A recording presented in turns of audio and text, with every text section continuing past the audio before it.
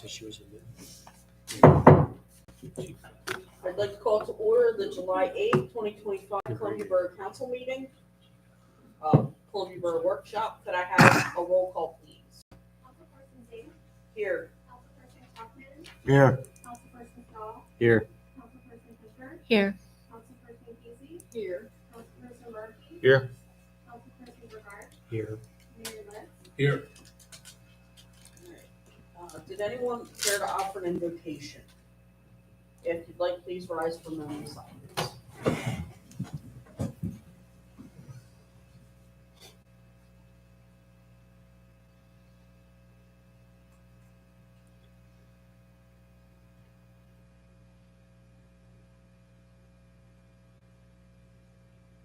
Councilperson Fisher, would you like to lead us in the pledge? Pledge allegiance to the flag of the United States of America and to the republic for which it stands, indivisible, with liberty and justice for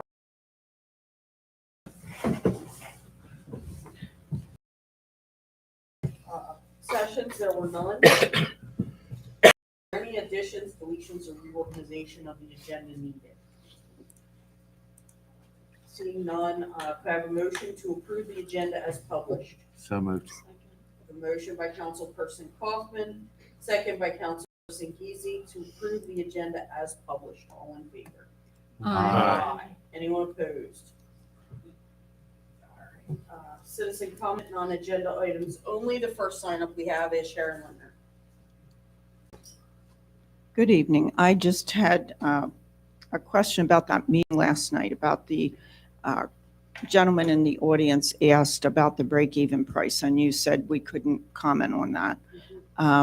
But in the minutes about 3 months ago, I think it was the March 27th meeting this year, Mr. B. Miller said if it were fully developed, the break-even would be $155,000 an acre. So That's all based on estimates.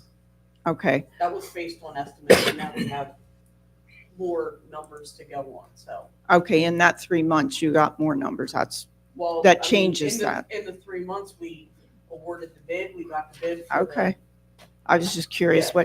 and if it does sell at a profit over and beyond break even, where does that money go? Does that go in? Capital. It goes in capital.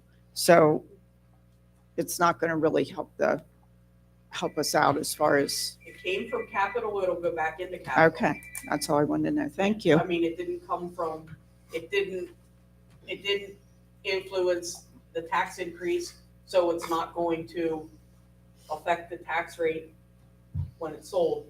What will affect the tax rate when it's sold is the additional tax income. Right, I understand what you're saying there, Yes. but I was just curious of the excess money, if it sold at a profit, how that would work. Thank you. All right. Next sign up is Mike Knoll. I think Mike's here for the sign. I don't know who signed up, so. Were we going to discuss the signage issue then? Yes, that is on the, that's number 1 on the agenda. Should I wait till we get into that? If that's what you wanted to discuss. That is yes. what I want to discuss. Yep. Okay. All right, is there anyone else that wanted to speak that did not get a chance to sign up? All right, okay. Mayor Lutz, Chief Brommer. Yeah, just quickly, this past weekend, we had a great weather for the 4th of July. And we knew this for a couple of years. We've seen this for a couple of years. The River Park was totally parked up and very busy.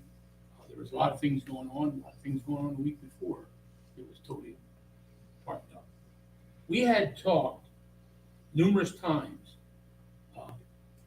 about some changes down there and some changes in town. You know, I know I'm a proponent of broken windows theory. Take care of the little stuff and you won't have some of the big problems. But we're not taking care of some of these little things. For example, we need signage to direct people where to park. We know we have a parking problem, but you go to other communities, if you look at the Northwest Trail signs, there are these little brown signs. Can't hardly read them from where they are. We need that big circle with a P on, directing people where to park. you know. Send them up Heritage Avenue, send them over along the bridge to the parking lot in Walnut Street, down to the Borough parking lot here on Locust Street. You know, we need those signs to direct people, not only down there, but other places, into our parking lot here. You know, we need to get that signage up. You see it everywhere. It's almost I guess it's a universal parking sign. It is. You know, whenever I get to other municipalities, I see that big green sign, I know where to go. We need to look at doing that and get those signs up and try to eliminate some of that problems. And Chief and I were talking this morning, one of the things that we can do is when we have a holiday weekend or an event going on, we can open up the meadow. We keep the meadow locked up to keep people from trespassing up in there with their vehicles and tearing things up. There's going to be some construction in the near future, and they're going to be doing some, you know, they'll be using that area as a staging area. And we haven't talked with PennDOT or with RK&K for a while. We haven't had any updates on the bridge construction here lately. So I want to get a hold of those guys, Mark Mahenzi from PennDOT and Todd from RK&K, and see if we can't get a kind of an update or a briefing. But what I really would like to do is talk to them and try to convince them to get a little bit ahead of it and lay some stone up there, create a better parking area, at least the driveway, so that if we had a rain like the night before or something like that, it's not wet and people would get stuck up there. But if we can talk them into just stoning the whole thing, improving it for us, and then, you know, because they're going to need it, they're going to need to do it when they do their work. So maybe we can talk them into doing it ahead of time. If not, we have a lot of millings down at the farm, and we could improve that road out through there with some of those millings. You know, and when I'm saying improve the road, from the gate up, so that you can drive up in there and you don't go through mud puddles or anything. And that'll give us a lot of parking up there, and we can direct people up there. There again, we need that signage to start directing people to it. That's about all I have. Chief, you have anything? Nothing. Workshop items. The first item is discuss potential advertisements on the Northwest River Trail fence. We had put this on here due to the questions a couple of meetings ago about allowing signage on the fence for businesses. We, as noted last time, we looked at the zoning has been looked at, and it would be very hard to comply with that, and we still have questions about advertisements along a state road, correct? We still have not been able to get that worked out, correct? But no, Madam Chair, that's not correct. It's pretty clear from PennDOT and PennDOT's documentation here, the outdoor advertising control outreach guide, Yeah. that without going through PennDOT and having an annual permit through PennDOT, anything within 660 feet of the right of way is prohibited. So it's simple. We cannot advertise on that fence without going through PennDOT first. And then, of course, PennDOT would recognize whatever we have as far as a municipality, as long as it's more stringent than PennDOT. Therefore, in this case in here, there are a lot of hoops that need to be jumped through in order to be able to do that. It's open for that option, but again, it's not something that we here are going to be able to say, yes, you can do that. Steve, Yes. did you read or hear anything? You made me think about something. In order to put signs along State Road, you have to go through the Pennsylvania Signage Trust. In other words, you need to purchase the signs from the Signage Trust. For example, out along Route 30, if you wanted to put a sign that said, you see them other places where McDonald's and this and that, they pay an annual fee, and that's set up through the Pennsylvania Signage Trust. It's totally ludicrous. It's a terrible ripoff. It's very hard to do. And I don't know if that would come into play or not. So I think at least within here, the two big differences are on premises and off premises. So, just try to use an example, somebody like maybe Gordon Waste would have some leeway because of their proximity in there, but that's just because they're on premise. But anybody else, if their business is blocks away or anything, they're considered off premises, they have to go through this program. What you're alluding to Mr. Mayor, I didn't see anything as far Okay, as I didn't, where you I can know purchase it, the Signage Trust handles all those signs. but it is a yearly permit, so Yeah. it would have to be redone every year as well. Is contacting PennDOT with that request something the borough does or the person who wants to hang the sign does? I would say it's the individual that wants to put the sign up because they make a delineation between the borough and PennDOT. So whoever is doing the application has to comply with the borough and PennDOT. So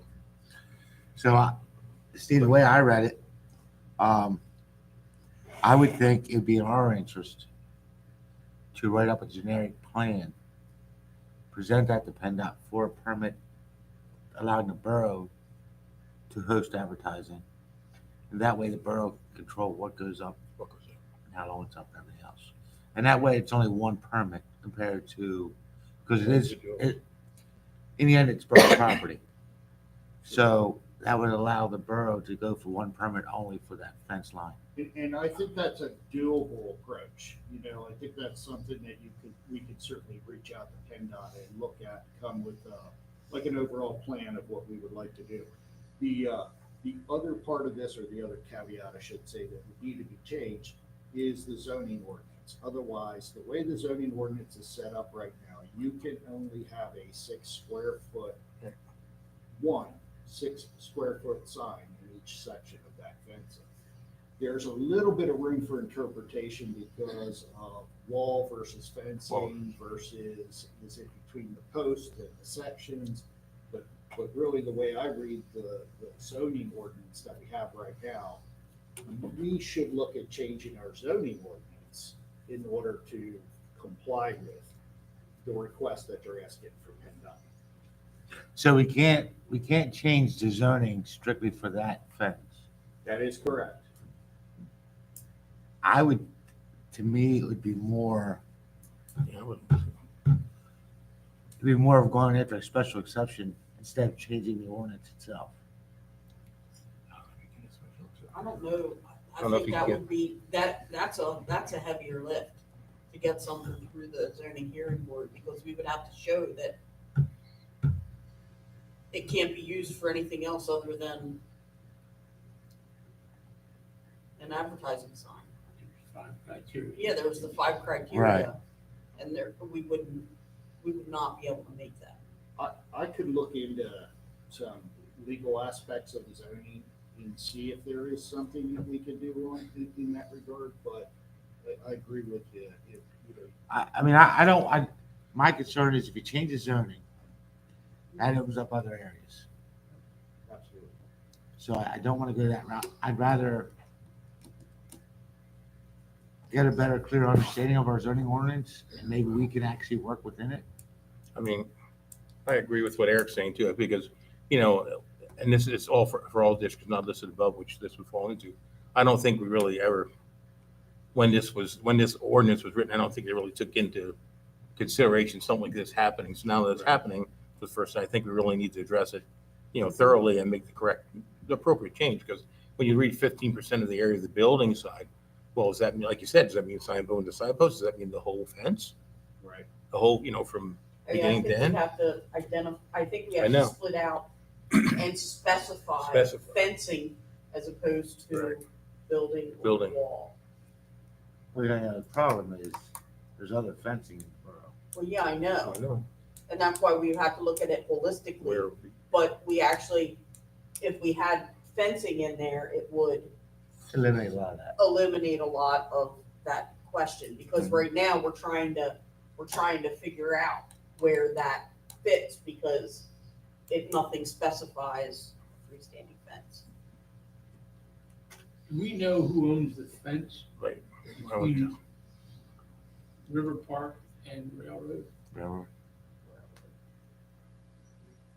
You may have a better chance with the railroad. Well, I'm not saying that's not another option, but I think this option we need to proceed with. And if this goes through, then that increases the likelihood that Norfolk will be able to, will go along with it as well. We have a fence at the bottom of River Street. But again, that falls in the same criteria right now. Yeah, right now it does. Well, and I agree with something that was said. When you look at size or the area, is it the fence or a section of the fence? And it needs to be defined. There are some, and I don't claim to know everything in this, but there are some areas to where the road itself is delineated as I forget the word Yeah, that I they forget, use. like, but- it's a but collector road versus Yeah. a limited access versus And it's just unfortunate that right in this area in here, you have just about everything going on. You've got Yeah. intersections, you've got on ramps to 30, you've got, it is a major road. Now, the criteria for what PennDOT says can and can't be is pretty wide open. They just don't want you posting like, stop ahead. And then people are thinking you have to stop ahead, you know what I mean? Yeah. Outside of that, they're pretty, Yeah, they're- advertising is advertising. I read that too. They're pretty wide open.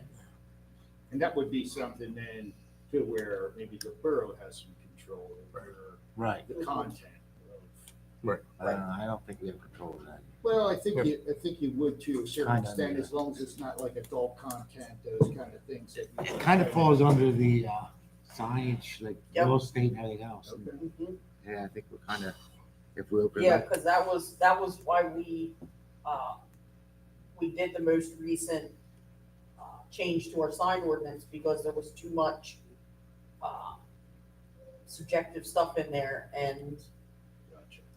you can't have, it wouldn't heed free speech. Sure. Well, Steve, or maybe the mayor, or even you, Heather, what, in the language that the state has in this signage, what, are they against, I mean, I know what we went through when our church had that sign up, they wanted it not to have the sign, electronic sign changed so many times, they didn't want the brightness, et cetera. So is that kind of thing they're looking for, that as far as they're looking at signage as being a distraction along that way for our drivers looking at the sign rather than looking on the road? Because if so, what would stop them from saying, okay, let's put the signage the other way, facing the trail and not facing the road? I mean, the people on the trail would still see the signage.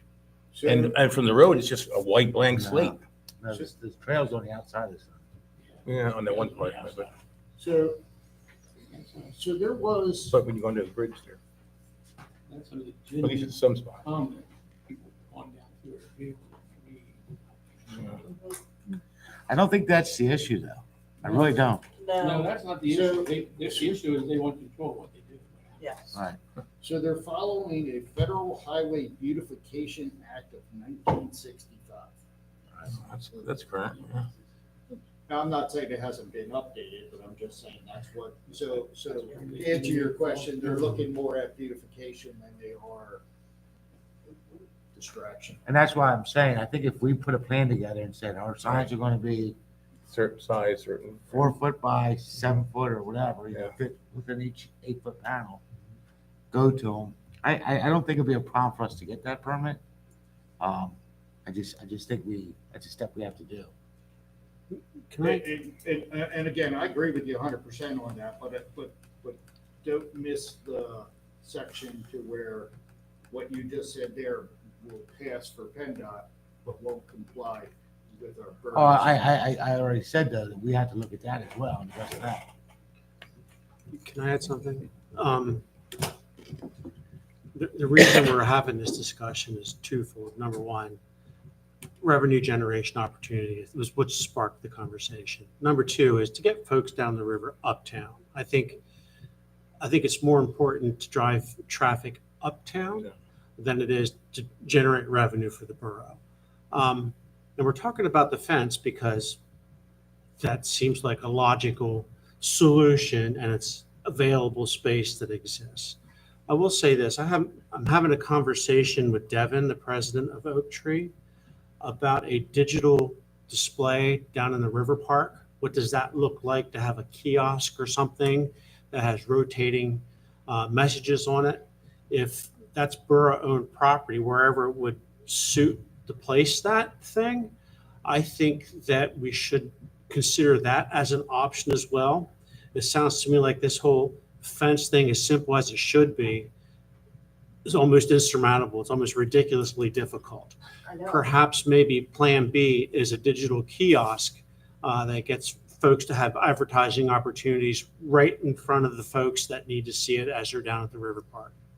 I also think there's other things that we can look at That's too, what Todd. perfect, I yeah. think we should look at all the options, but I don't know the spacing between that fence and the sidewalk down there, but, you know, we could have standalone signs that aren't attached to the fence. Now that changes through our zoning ordinance, because now we're not going in comparison to a wall, we're going in comparison to a, so I mean, there's a lot of things that we could explore. I don't claim to know all the answers to that, but we could figure it out. Wait a minute, I just had another thought. I don't know. What, going with what Kelly was saying about why it have to face the street? What about the retaining wall? That's what I was. That, the retaining wall is theirs, That's PennDOT's? yes. That'd be like the side of a bridge, Yeah. basically. You can't do anything on that. Then why are we the one out there scrubbing Yeah. off the graffiti? Yeah, where do you think we? Because we want to look nice. Why are we scrubbing the graffiti off the bridge? We want to look nice. Sure. Their property.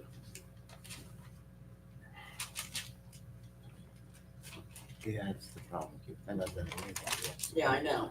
I'm sure a lot of you are aware I hung a sign down on the fence, Yes. which was a 2x3 sign, because I was told what was preventing me from getting the sign up there was because of the size I was looking for. Of course, the zoning did not include that.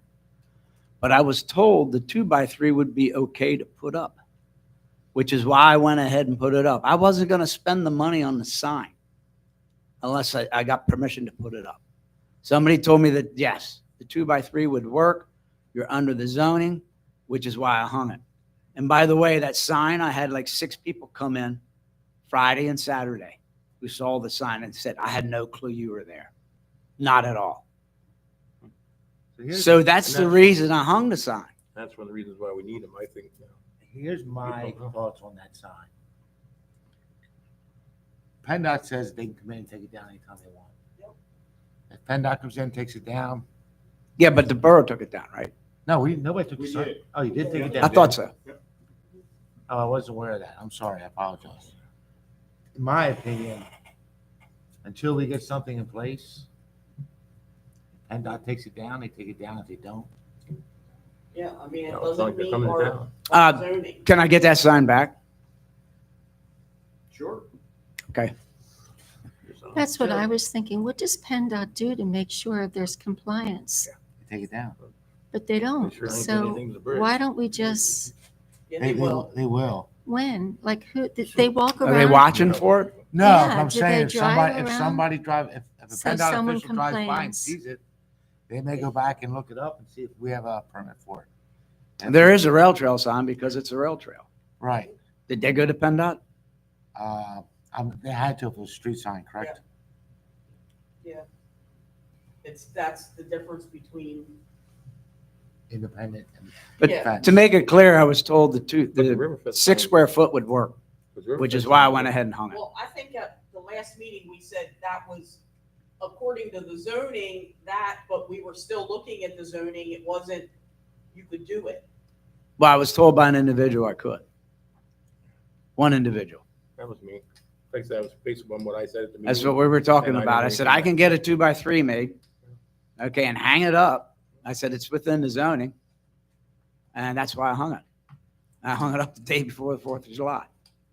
And bam, it was working. We're missing a golden opportunity if we don't open this up. I love Columbia. I'm starting my 4th summer here. There's no reason this summer should be my slowest season. We had the best day of the year, the car show. We had the worst 2 weekends after. Why? 4th of July. There were a lot of people in town. We need a way to get them up here. I may not be here next summer. I don't know. I can't keep going like this in the summertime, which is why I'm trying to bring this through council so we can get something done. I would like to make a comment. Obviously, I haven't read this whole handbook, but I was looking through it a little bit. And it says at the beginning that boroughs, they have the right and responsibility to regulate signs along roads. And anyone who's going to hang a sign has to go through that process before they can get a permit from PennDOT and just provide that as part of their permit application to PennDOT. A sign that is 300 square feet or less is a $10 permit from PennDOT. Wow. So I don't see, it's not like this ominous cost to anyone who's going to hang a sign. I don't see why we would get involved as the borough in permitting the fence. Because it's our If- property. And he could Hold on.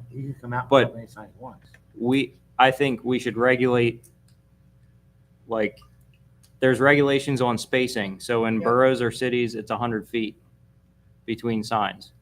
So we can figure out, we can do the math, how many signs can be hung on that fence every 100 feet, regulate the space, but then each individual sign holder has the responsibility to permit that from PennDOT. It's a $10 fee. I'd have no problem with $10 fee. I- That ain't gonna put me out of I business. don't want to be in the middle of, We shouldn't be in the middle of it. I mean, I would like to, I'm with you, I think we make our ordinance work so that it allows it and stay out of the mix. So if somebody goes down there and attaches it, I don't know, chain, steel cable. we If can't- padlocks don't work, bolt cutters work pretty good on padlocks. But I'm saying, I mean, the reality of it is, if we don't have a regulation in place, anything goes. If we're just relying on PennDOT, who just wants to collect money, anything No, goes. I'm not saying, I'm saying we regulate it. But we also, our regulation has to comply with or be more strict than PennDOT's. So we say.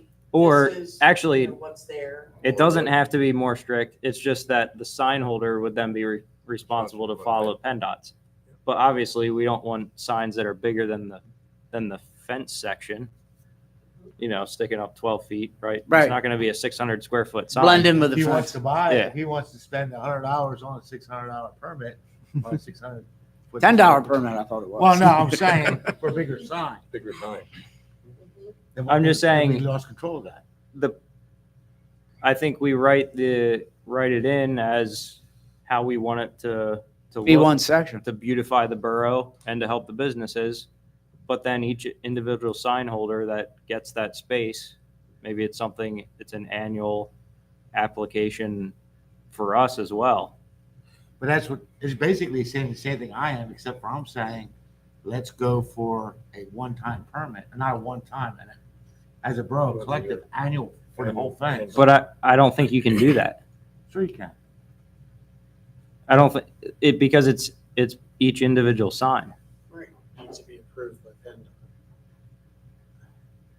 Yeah, I don't. And know. I don't want us to be administratively in between PennDOT and a sign holder.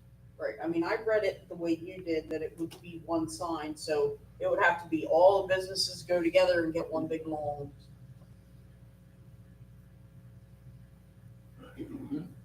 Close your eyes, Well, set the signs up in that PennDOT deal at your own risk. It's easier to ask for forgiveness than permission. I thought I had permission.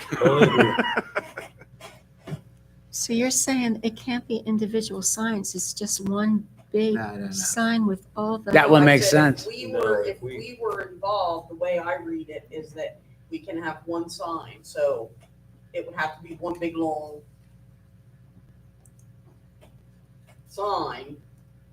You couldn't have a bunch of individual ones.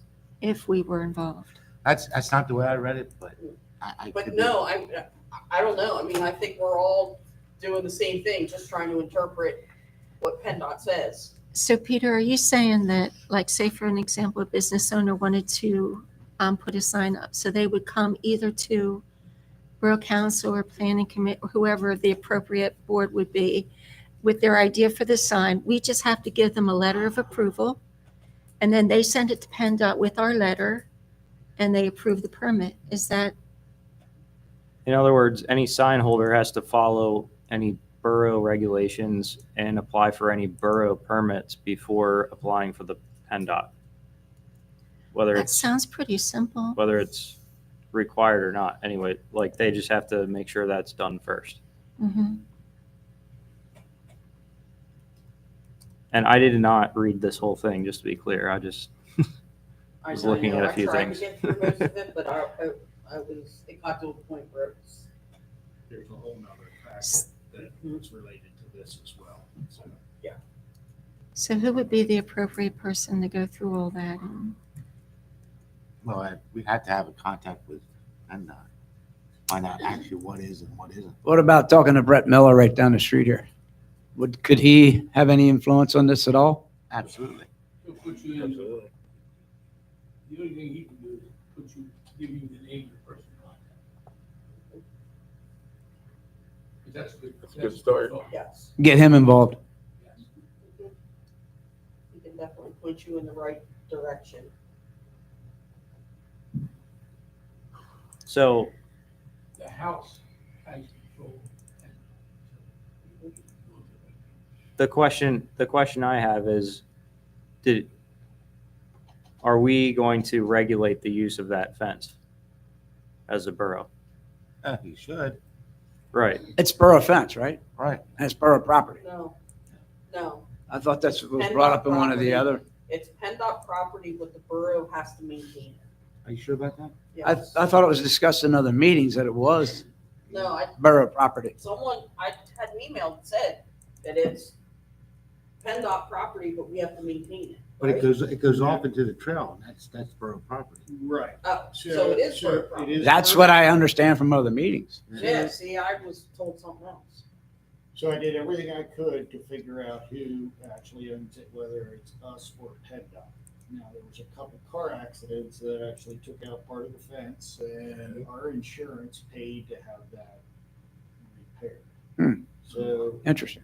with So we're paying that rationale and the fact that I could find nothing else as to who actually owns the fence, the only thing I could find was some documentation, basically that PennDOT put the fence up, walked away from it. It's up to us. It's now our fence.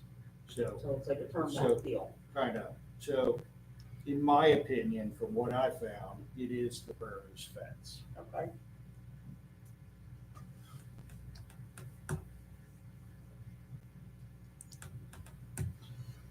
I guess my thought is, if this is advertising that can benefit the businesses in Columbia, let's just move it through That would be hugely and beneficial. allow it within the regulations that we see fit, and allow the sign holders to permit their signs through PennDOT as they should. So currently, Pete, on yours, it is a 6 square foot sign as the max, that if we take that interpretation, which is what I think we should do, is between the posts. We wouldn't have to change any of our regulations if they kept it between the sign that you had put up there, which is 6 square feet.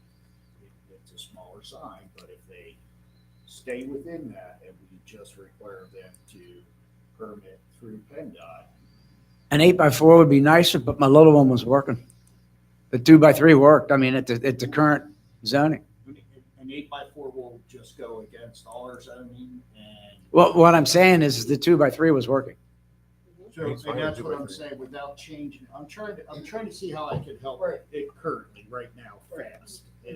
And that would be one way that for the would be- 2x3. That would be one way. I couldn't guarantee how quick PennDOT's gonna work, I mean, that's PennDOT, so. Right. But you could probably start that process tomorrow, if, That's gonna look at priorities. you know. But don't they need something from us to start the process We with all- PennDOT? We already have those ordinances in place. Yeah. So, I mean, we can show that it. So he needs some kind of I a think what confirmation. Barb's saying, yes, is that we have to say, Yes, we you can do it. approve Hmm, using the fence for advertising. yeah. We can work something like that out without. No, I'm not saying we can't, I'm saying for him to go to PennDOT though, Mike would need that. He needs Well, that Like I first. said, I would have no problem with citing that part of the code and saying what we're looking at in here and limiting the sign to 2x3 feet, and it's approved by the borough as long as they have permission from PennDOT. Something of that sort, we can get that out on my letterhead and. So every person then who wants to put up a sign will have to obtain that letter from us first. So in that way, we will know who is putting up sign and the purpose That is for the correct. sign. I think there's You could look Which is for- what Eric was concerned about. We'll make the letter a little bit more, it's for 1 year, because that's what the permit is, and, all that kind of stuff, and everything that's gonna need to happen, and. I mean, the borough could also ask for an image of what type of sign they want to put up. Based on, like you said, no adult entertainment going up or anything like that should be allowed, No.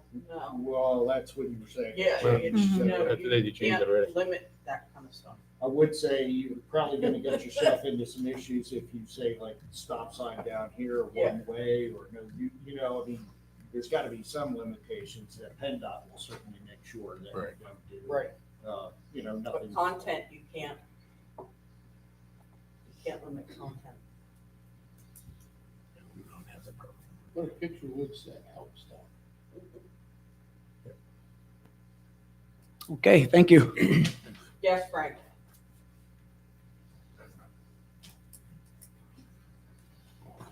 Very interesting. In your reading of what all is in the rule books for PennDOT or the borough, is there anything in there that limits the materials that it's made out of and how it's fastened to the fence? I don't believe so, no. I don't Even know. our borough ordinance on signs, they don't limit it. So you could possibly put a banner all the way. If you get to where you can put a sign up, you could put a banner. It don't have to be a hardboard or whatever sign to put up there. It doesn't matter. Correct. Right, it just has, we only regulate the size. Okay. So at this point, Frank, you could not put a banner up there. Unless it's A 2x4, 6 square a feet. 2x3, yeah. 2x3. 2x3. You can call that. It's not really I bad. guess. So bottom line, where are we going with this? We're gonna try to get it to where we could at least put up a 2x3 sign in each section of that fence. Or at least give everybody an opportunity to go to PennDOT and get that permit.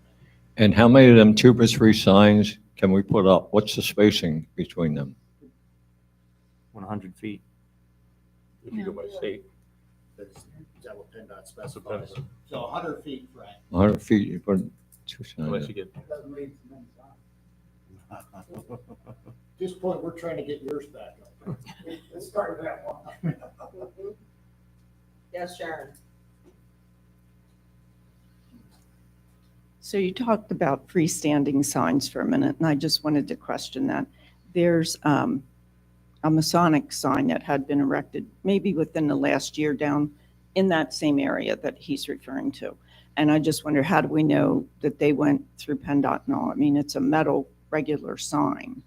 So I didn't know if they have to go through for that type of thing since it's they freestanding. went through PennDOT. They did? Okay.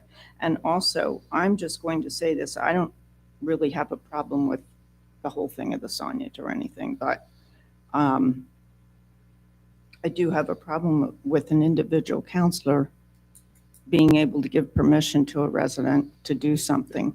It was based upon what we said at the meeting. I made a mistake, so I didn't make a mistake. That's how I interpreted what we Okay, said. I'm just saying my opinion. Thank you. Anything else on? I do have a question. When we took the sign down, I'm assuming we took down the Northwest Trail signs as well. The advertising for the Riverfest. They've been down. They were down. No. No, the Riverfest. No, the Riverfest. Riverfest. Some- Been down for at least 2+ weeks. Yeah, they've been down. For what? At least 2+ weeks. The other signs have been down. So it was down before Riverfest. it occurred. Yes. Yeah, like a couple of days before. I think we took it down you said you took it down that week of it. And so we can just do that. I mean, just take a person's sign down Yeah, if it's illegal. without contacting them or, Yeah, I mean, it's no different than the people that put yard sale signs on the, I don't see anybody going around taking them down. yeah, they have. Tell them there. Do you? Yeah, Take them down when we see them. Yeah. Oh, Yep. my. and like people that put the signs for the craft fairs and stuff in the by the bridge, I've pulled them out, brought them into Paula. Here you go. Here's your sign. Off-premise signage. Very easy. Mhm. I guess the question I have is, are we opening a can of worms by individually just approving signage to go down there without a policy Yes. in place as to how we're going to do it? Because it's just going to be by the will of council at the time. Well, how are we individually disapproving? Well, if an individual business, if a business comes in and applies to put a sign down on that fence, and we have no policy on how we regulate or decide, Policy is the zoning ordinance. And there Right, is a but- size. you know, like how many spaces are there? How many? I thought you said 100 feet. Yeah, 100 Well, I feet know, between. but we don't have that written down anywhere. But that's for PennDOT, so Yeah, they would get that information from PennDOT, I guess. What if no one looks it up? I'm just saying, Yeah. as a Do you wanna do an borough, ordinance? no, I don't. I think it's a can of worms a little bit. And I agree with Pete. Even if the policy was you have to provide the borough with a copy of the permit from PennDOT. Because people get down and hang signs down. If we go to say something, they could say, I have permission. How are we to disagree unless we do research? So yeah, That's true, yeah. there has to be a policy. give us PennDOT's, give us the permit from PennDOT. But they need permission to apply for the permit. Yes. They need our permission to apply for a permit Right. on on borough property. Well, no, rather. they don't need it. It's highly recommended. They do need it, because Steve's going to offer a letter that they Yeah, need to go to Peter, PennDOT. Peter said they need to have that To with, make a case. They absolutely need it. PennDOT Yeah. requires it. It's off premise, so it's on somebody else's property. So they need the property owner's permission. so we could just put that on the letter that we give to them, just write, submit your approval from PennDOT to the borough when you receive it. Prior to putting the sign. Yeah, we could just, we don't have to change an ordinance for that. I'm not saying anything about an ordinance. I'm saying there needs to be a policy. And listen, we spent enough time on this today. It's a non-voting meeting. I want Mike to get his sign up as soon as possible, so help him out. But, technically, if you write a letter today, there's no permission to do that. We can't vote on anything today anyway, technically. Right. So, But what he can do is say that what he wants to do meets our zoning ordinance.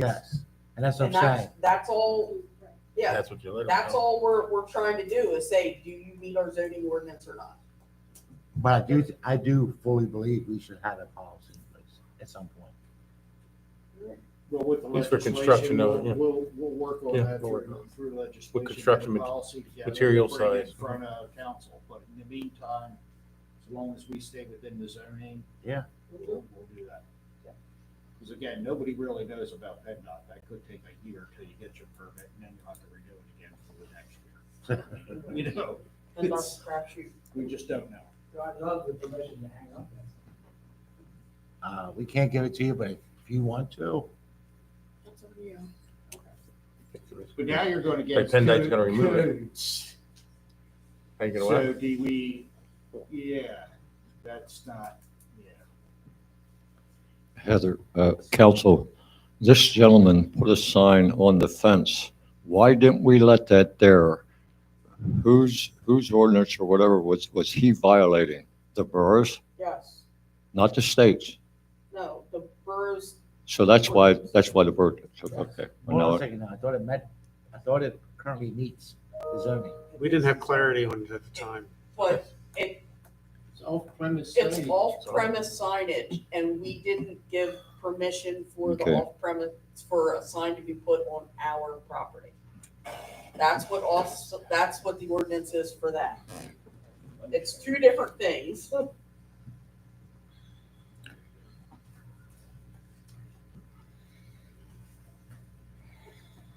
You can put a sign on someone else's property as long as they give you permission.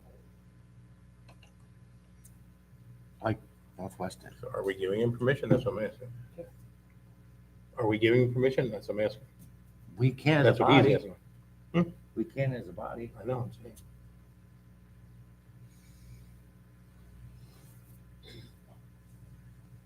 I would say, Steve, you can write a letter. It's up to you. You're the. I will do that.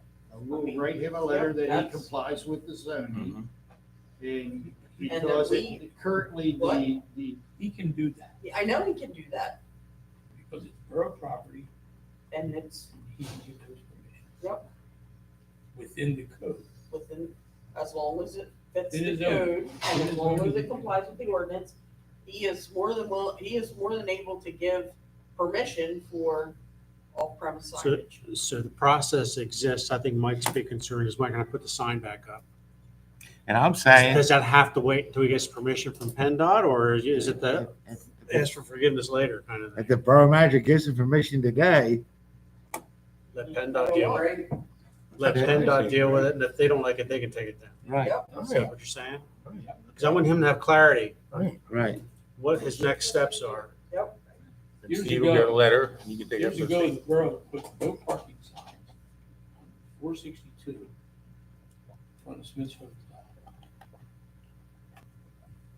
And PennDOT came and took them down. Borough basically gave them permission to put the signs up. Borough put the signs up, PennDOT took them down, because the borough didn't give permission. Be the same thing, sign people up for taking down, PennDOT takes them down, because they didn't give permission. Until you get an agreement. It's funny you should mention that, because I got a call about that this week. Making that no parking again, because there was another accident. PennDOT took the signs down.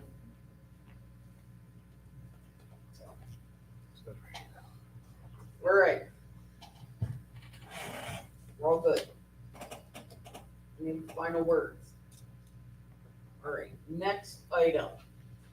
Discuss increasing the yearly donation to the fire department.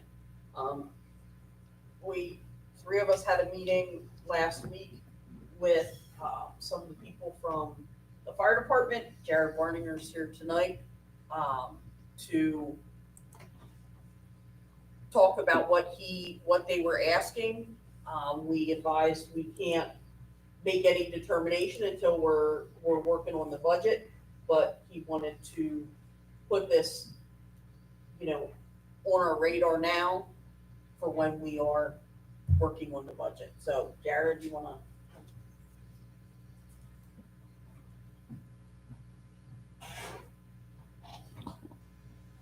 I didn't really know the format of this meeting, so I wrote this like I was giving a speech or a presentation. That's So okay. bear with me. We're pretty informal.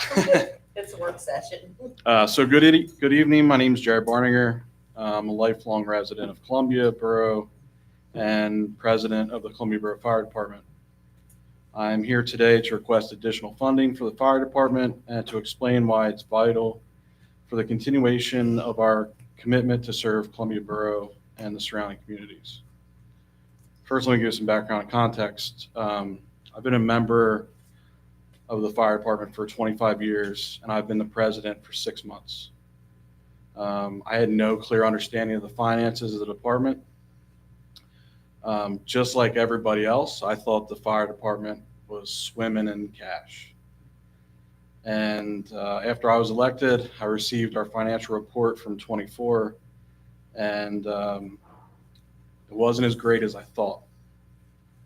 So we are operating a $600,000 break-even budget, and we have approximately $1.3 million in invested in liquid cash. That money is our safety net to run 2 businesses, the fire department and the Hambone Social Club. We've been very fortunate to have a successful social club, and only due to this success have we been able to keep the borough's allotment as small a percentage of our total operating budget as it has been. The social club donates $140,000 a year to the fire department yearly to aid in operational expenses, and last year contributed a total of nearly $220,000 to local nonprofits, including us. There is no hidden money, and the department's willing to open our finances to the borough to clarify any misconceptions. We will be transparent and clear.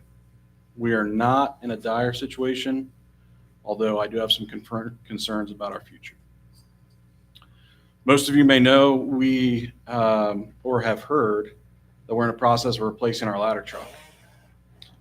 We've come to that decision due to the current truck coming to its end of its life, yearly expenses to keep it operational, and to ensure we maintain a replacement plan that does not stress the department.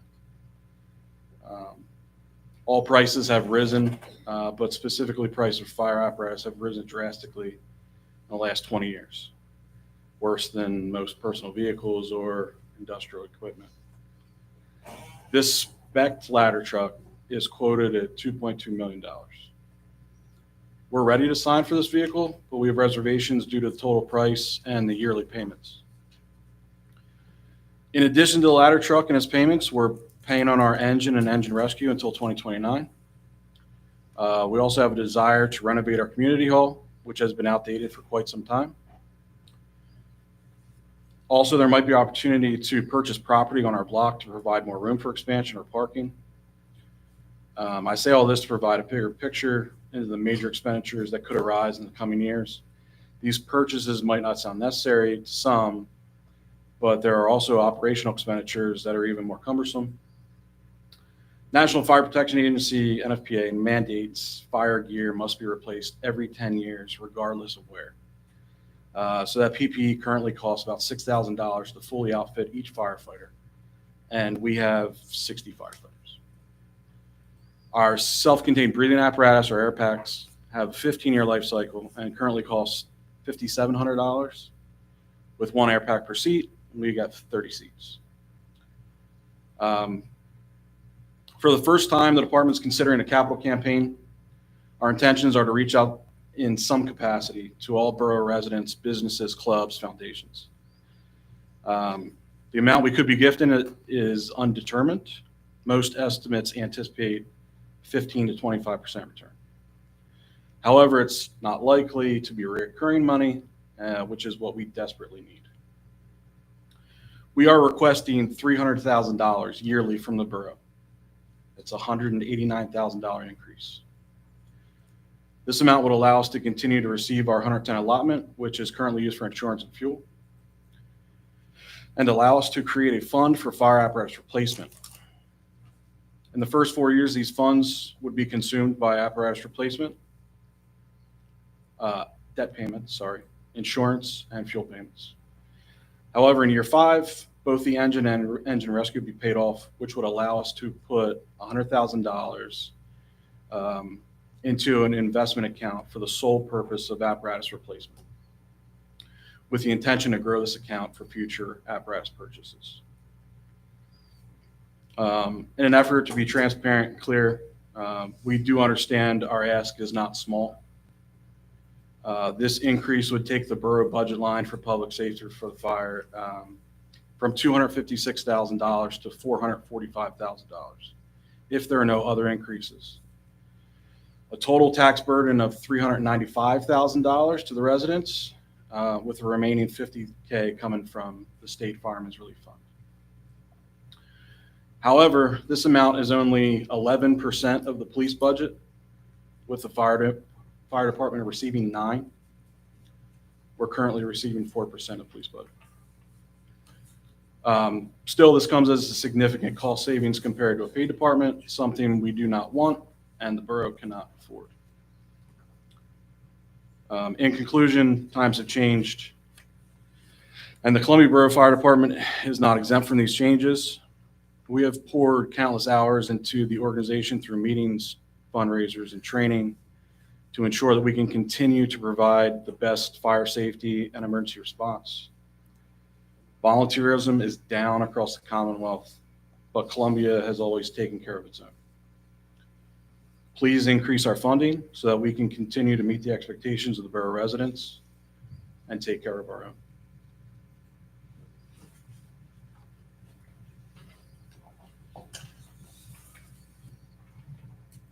Questions, comments? Can I make a comment? Yes. We're very blessed to have a fire company that have it.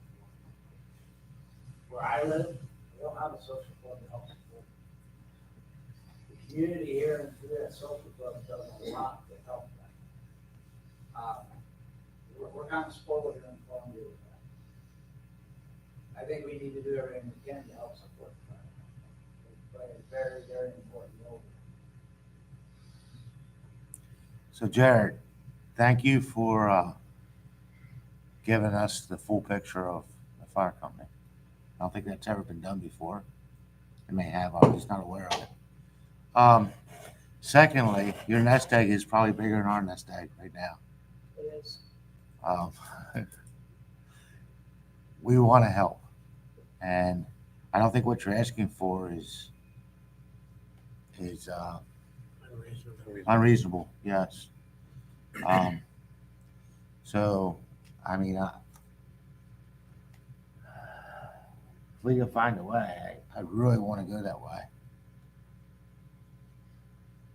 And this will cover the ladder truck purchase and the payments for the. Yeah, so we're currently paying $110,000 a year on our engine rescue. That'll be done in 29. So if we were to receive this increase in money, it would pay a little bit more than the new ladder purchase yearly payment, plus our extra $85,000. There's two different loans. We can get into that, but our $85,000 per year would be extra after 29, and then any extra funds on top of the new ladder truck payment would also be able to be put into invest. And then when we go to look at another engine or engine rescue, we would have a sizable amount in invest to put right onto that truck. I want Jared, could you to touch? echo Councilperson Kaufman's comment. Really grateful, Jared, that you brought transparency to the goings on of the business at the fire department. There are a ton of rumors, misconceptions, and even myself, when we met, I think last week, it was a real eye opener. And your forthrightness and honesty about the position you're in and where you're at makes it easier for us to, well, we would always support you, right? But it takes any mystery and second guessing out of it. And we fully support you. We fully support our volunteer fire department. Shoot, after council, when my term's up here, I might be joining you. Just might. Slip Um, But, You can join now. yeah, I will tell you that I believe that we here are committed to trying to do the best we can, as creatively as we can, to make sure that you guys have the funding that you need, at least to the extent that we can help. So, again, grateful for your transparency and honesty. Thank you. Jared, could you touch on the, as you explained to us at the meeting, the timing of events so that you know, why you have to get, say, your order placed and the amount of lead time it takes to Yeah, put the new truck together? So our ladder truck is ready to go. As soon as we sign a dotted line, they will put us in a queue. That queue will last about 44 months, 45 months.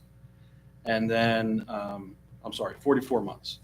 And then they will start production due to an influx of fire trucks and their, lack of labor and everything else that everybody else is kind of dealing with. So we are on about a 4-year hold till this ladder truck even shows up. So when we started looking at payments and how we would afford the purchase, there's a couple different avenues. If we were to wait till 29 when it would arrive, it would be the full price at 2.2. If we were to sign now and start paying within 30 days, yearly payment of about $170,000, we would get approximately a $300,000 discount off the top end of the truck. So it would go from 2.2 down to 1.9.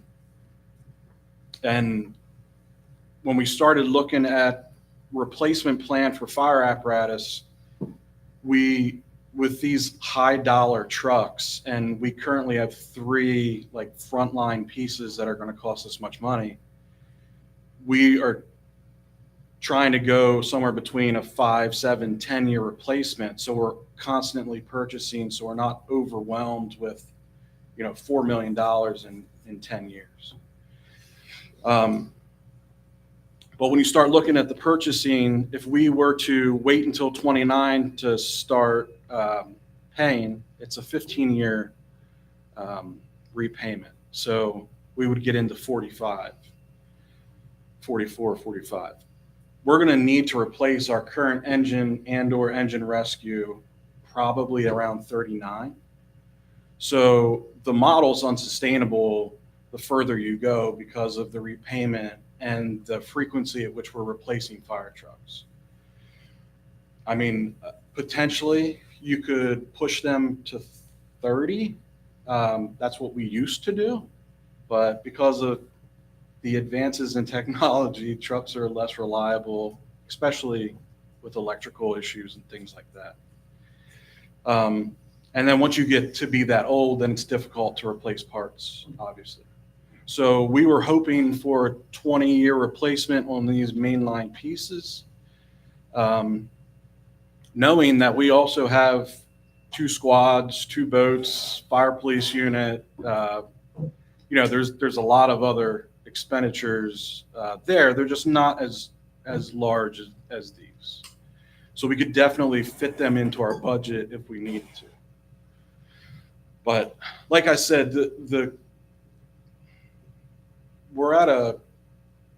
I think we're at a crossroads right now of, if we do something, we can have a positive effect on the future.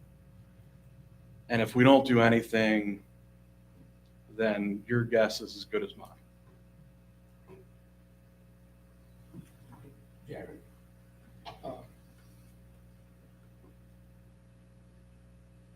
I have some thoughts about this, and surely we'll be talking about this at budget time.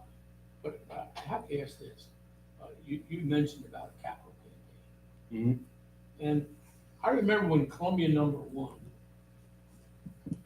used to do a capital campaign. They hired an outside outfit to call. Right.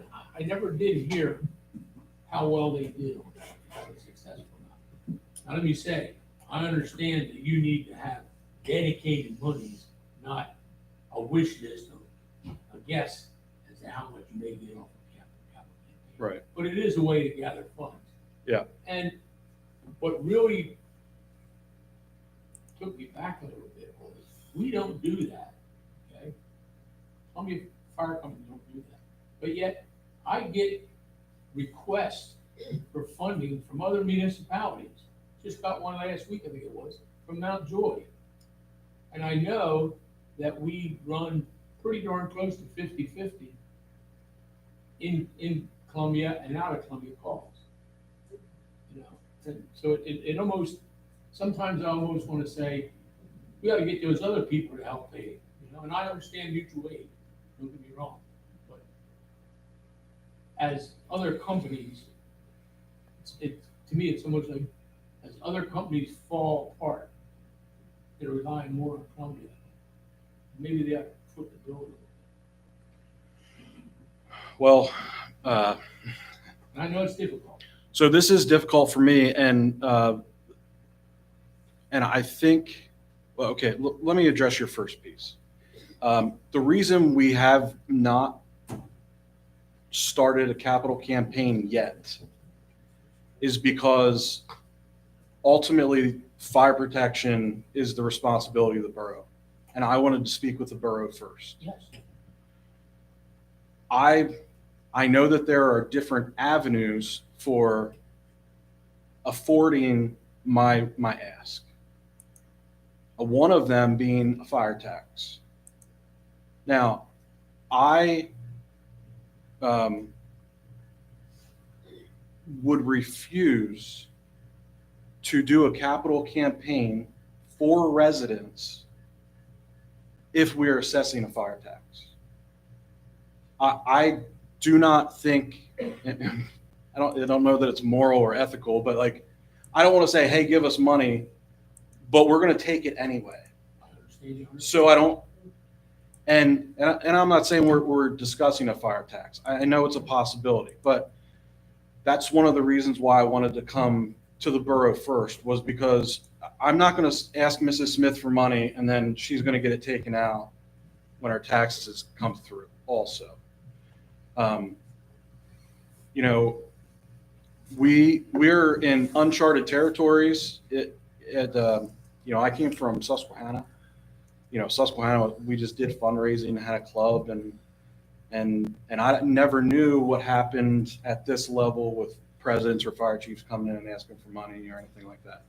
But to come back to your other point about mutual aid, it's really difficult for me to go request money from another locality, municipality, township, whatever, and say, well, I know you guys come to us, but we come to you more, so can you give us money? Or to say, you know, because I believe, and this is part of my old school mentality, mutual aid is mutual aid. I don't know, but I'm assuming that the borough doesn't pay West Hempfield when West Hempfield cops come to town. I'm guessing they don't do Police that. officers, please. I'm sorry. Yeah, and so I believe the same should be true for the fire department. Well, and I believe that too, but what I'm saying is, then why do they send me letters? Well, I don't know. I mean, we could obviously ask, but I do know that one of the ways, if you wanted to do a mailer on your own and not have a marketing company do it for you, you just go to the post office and ask for everybody in this zip code, and they'll give you everybody. Now, I know that your home is in Columbia Borough, and I'm sure you don't have even a Mountjoy phone number, but I guess mistakes happen, you know? But that's the other thing too, is that that's one of the things I want to ensure if we do a capital campaign and it's going out to residents. I don't want to be sending it to West Hempfield, even though we're closer, you know, in the 1800 block, we're miles closer than West Hempfield. I don't want to send it to them. I mean, because they pay a fire tax or whatever they do, and No, I don't disagree with you. I had to ask that question so that people would hear that. And something else that Jared told us at our meeting, and I didn't even think about it this way, but it made a lot of sense. And that was about how we have been very fortunate to maintain our level of volunteers. And, you know, we have a lot of volunteers.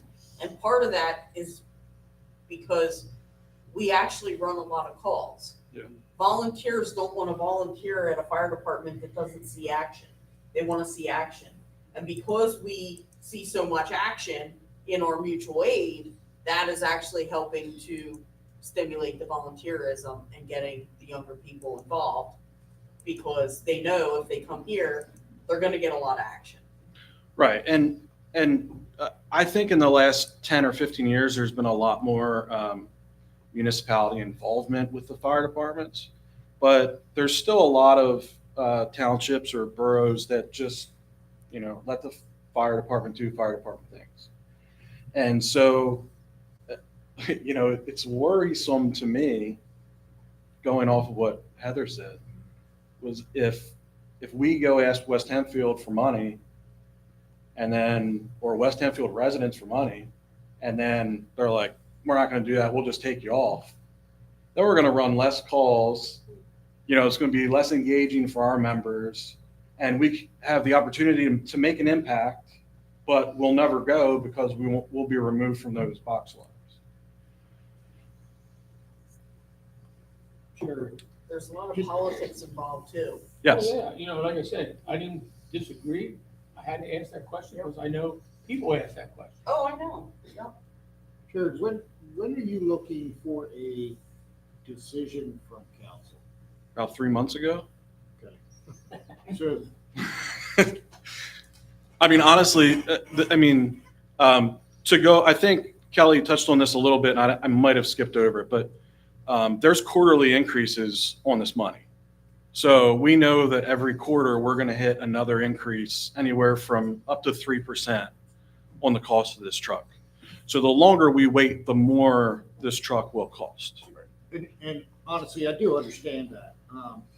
However, the commitment is an ongoing commitment for decades. You know, we're looking at a long time. And I'll be back in 5 years to ask for more. And that was my point, to where I think we need to have a plan of where we're going to go with this and how we can best help. Let me give you an example of something we haven't had an opportunity to explore yet. Earlier tonight, we asked, what are we going to do with the proceeds or the hopeful gains that we get from selling the Guinness property? Well, we haven't explored yet whether or not we can use capital funding to buy your ladder truck.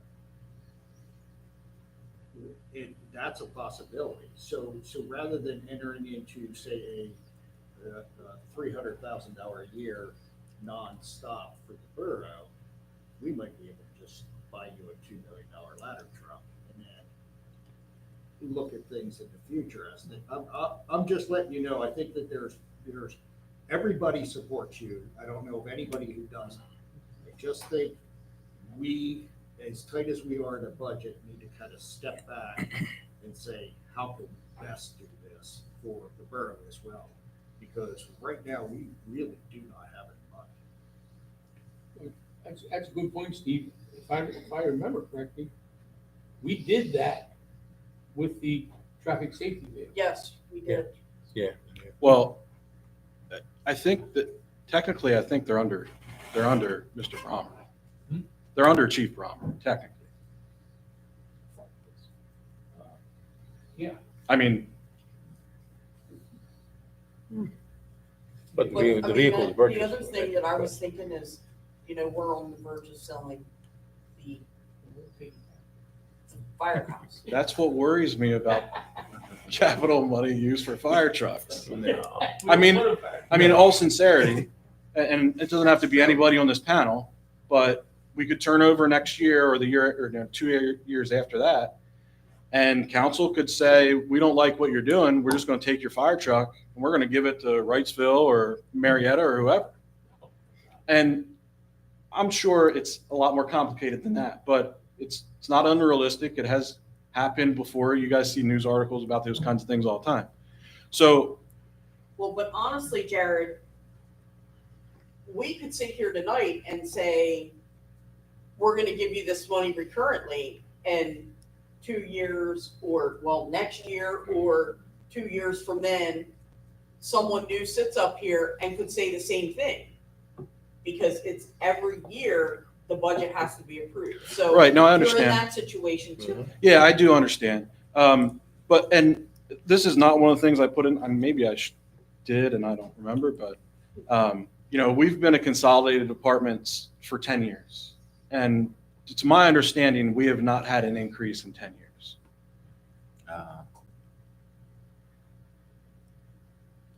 That's what I was told. It has not been an increase since I've been on council.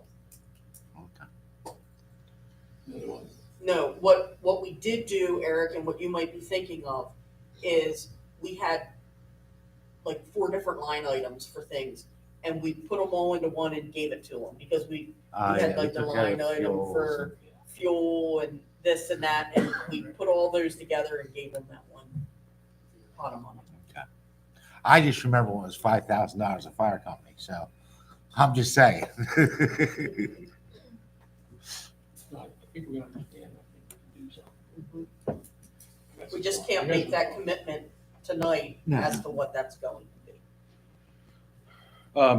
No, and I understood that, and I kind of expected that, but I did want to see if there was a timeline, if I could be given some sort of assurance of when a decision would be made, whether it's at the end of the month or in the end of November, like whatever that is, I would, and I don't know how I guess the budget talks are behind closed doors. I don't know if they're No, not. they're Okay. all out here.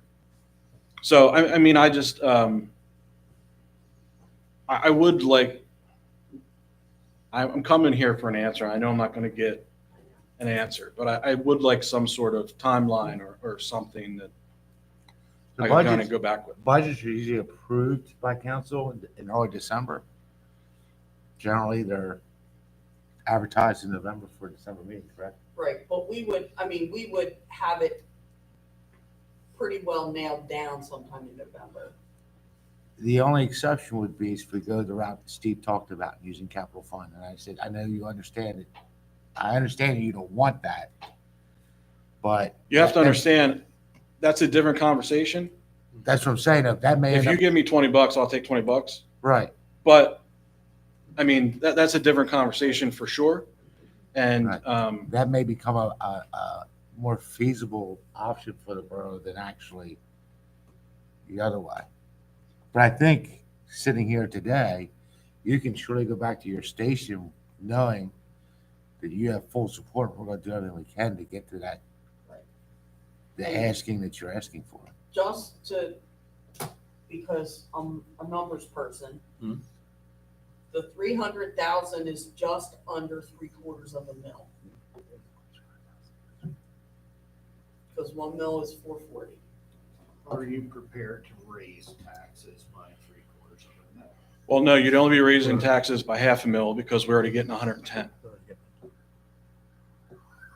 I'm just trying to Right. bring out So what's if we're what's go- realistic. if we're going to go into the We ta- if don't we're going have- to- we But if don't- we're going to go into the tax conversation, let's have that tax conversation.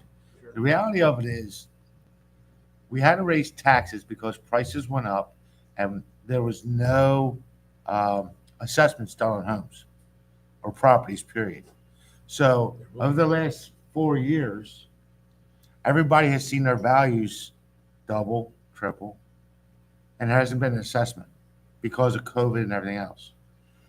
27, they're supposed to do the assessments again. Okay? That changes everything. Hopefully by 27, we can go back to below the tax rate we were at. So, and then you add McGinnis tax base on top of that. You add in, you know, it's not far-fetched what you're asking for. It's just we have to figure out a way to make it work. And maybe we come up with $1 million down payment out of capital and the rest we work out through payments. I just don't know. And we're not prepared today to give you an answer or. And I think that's a reality, Jared. I mean, it's ultimately up to council, but my recommendation would be to at least step back. Don't make anything rash in here. We want to do the best that we can for the fire department. Everybody does.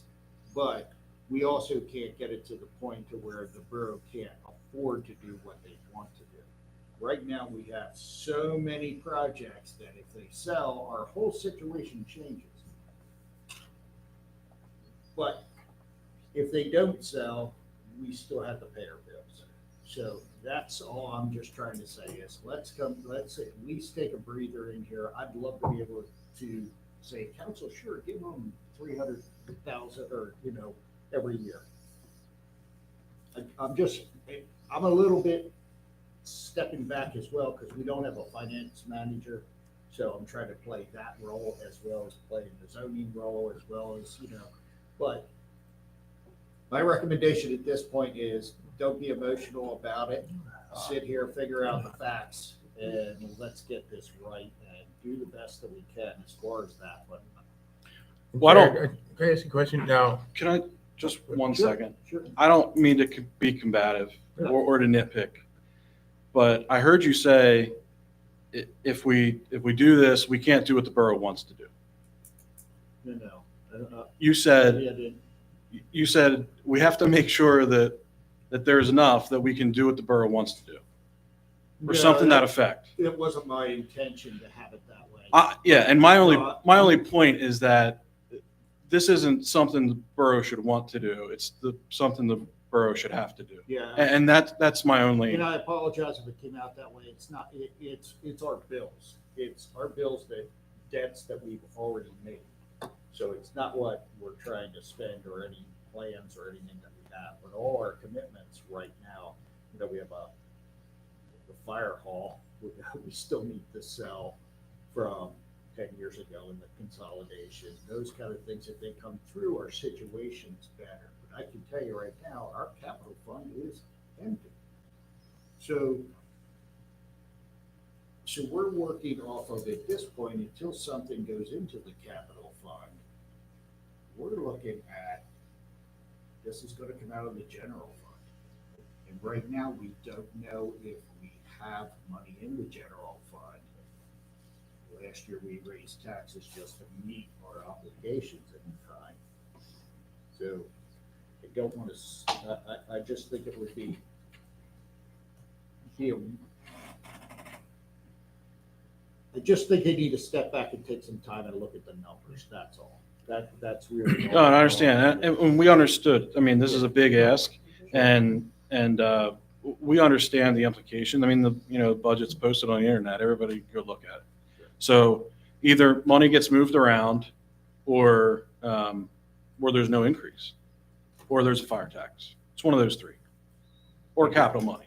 I agree with you 100%. And that's why I was just asking your time frame, because that will take a little bit of time. We obviously know it's we need to expedite it.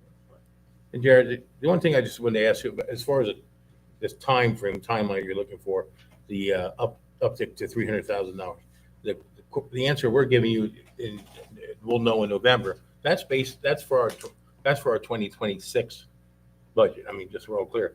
Are you also looking for or asking the borough for an additional 170, 180,000 this year yet as well? But so we're all clear on that. Like I said earlier, if you give me I can be $20, clear on it. I'll take $20. But no, we're not asking for additional funds this year. We would really hope that plays on our good favor for next year. But we're not asking for it now. We would like it in 26. There's one thing, just because I'm all a fan of fun facts and everything, but just to keep things in perspective, we all know and we all appreciate the work that our fire department does, but there is also a practical matter with having such a good fire coverage here in this borough. And that's every one of us with homeowners insurance benefits because we have good fire coverage. There are places that do not have what we have and they pay more in their homeowners insurance. So I just wanted to throw that out there as well. That's a fun fact. Yeah, that We was all benefit. one of the things we talked about in our meeting was the ISO rating, and when they did the consolidation, they brought some doctor in to do study or whatever, and yes, and I mean they said you need 2 engines and a ladder truck in Columbia Borough, and that's what we have. So at a minimum, obviously. But.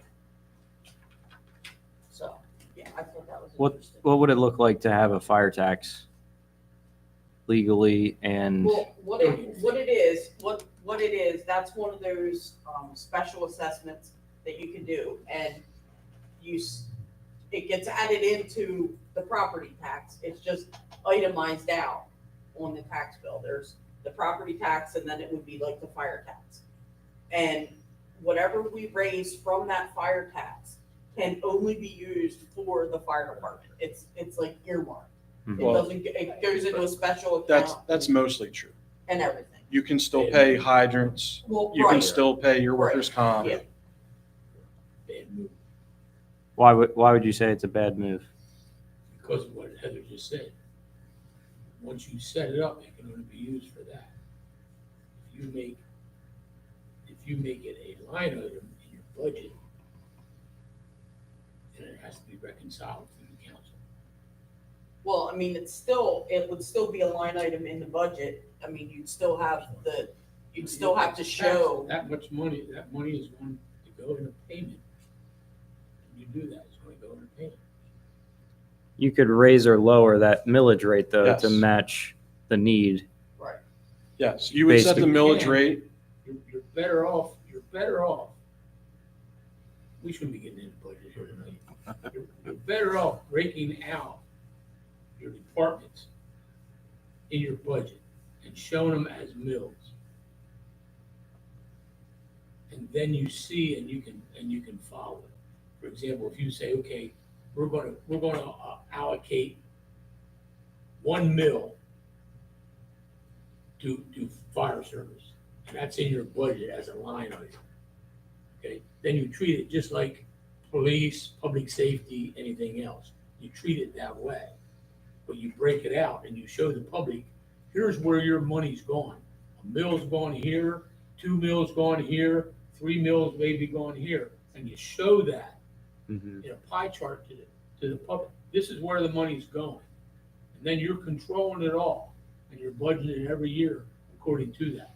Rather than saying X amount tax to this, you're showing it as a breakout. It's better accounting, it's better control. Well, I mean, we already do show that, No, but you haven't included in fire in that. And you don't show it. You show the money, you don't show the You're right. tax. Right. And that's what I mean. You gotta break it out, and I've seen other municipalities do this exact thing. They break it out. So many mills to this, and it equals X amount of dollars. So many mills to this equals X amount of dollars. So what you're The saying issue is, Leo, we spend more than we bring in. And so it's not gonna be a 1-to-1. It doesn't matter. You're showing it. And here's another problem. We just had a 2 mil increase.